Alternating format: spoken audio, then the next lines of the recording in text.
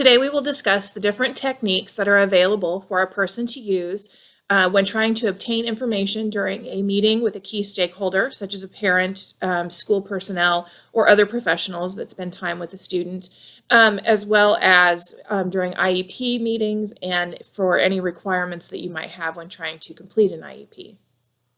The most straightforward way to obtain information is through the question. There are 3 different question formats available that you can use, and we will discuss them each briefly. The first format is direct and indirect questions, and these are just what they sound like. A direct question is where you directly ask what it is you want to know. Does your child blank?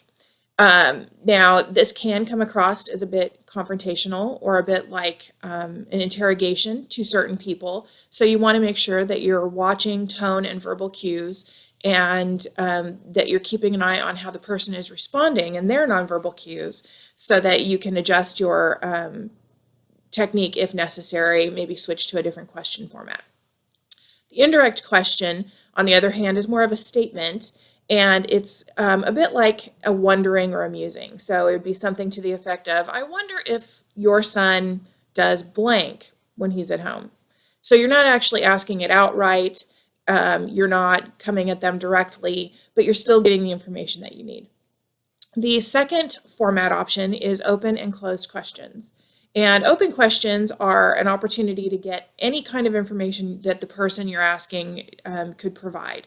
So it gives you sort of an infinite options when you're getting your answers. Whereas a closed question is usually something where it's a 1 or 2 word question or answer, or a yes or no, and doesn't require a lot more follow through after you've asked that question and they've responded.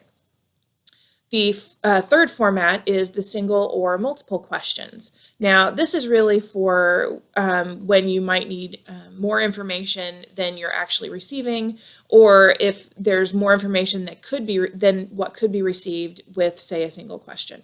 So a single question is that you're asking one question, and that gives you the information that is necessary. Does your son go to bed at 8 p.m.? Yes. Whereas multiple questions is a bit like 20 questions. You know that there's more that you need, and so you continue to ask questions to obtain information until you feel that you have the information that you require. Now, one thing you might want to do while you're obtaining information is focus your inquiry.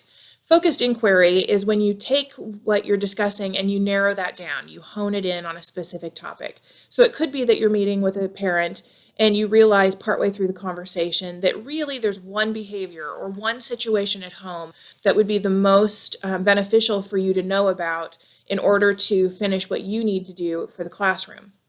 So that would be a focused inquiry, honing down on that one behavior or that one situation that would assist you with the child when at school. Now, there are 2 different possibilities for focusing your inquiry. The first is to use specific content in your questioning to show an expectation of what you think the answers are going to be or believe that they're going to be, and then focus their response towards those questions by doing so. The second technique would be prefatory statements. And this is where you start out with a statement prior to your questioning and tell them what you're trying to do.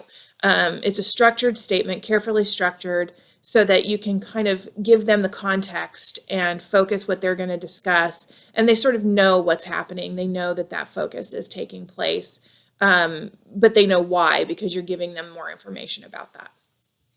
So these are the ways in which a person can obtain information when meeting with key stakeholders. It's important to make sure, like I said previously, that you're watching your tone, your nonverbal cues, especially watching your spatial relation. A question and answer session could come off as not feeling quite right to the parent or the other personnel if you're sitting too close, you're sitting too far away. So things to keep in mind are how you're presenting yourself, what your tone sounds like, and how closely you are sitting to or away from the person that you're meeting with. I hope this helps. Thank you.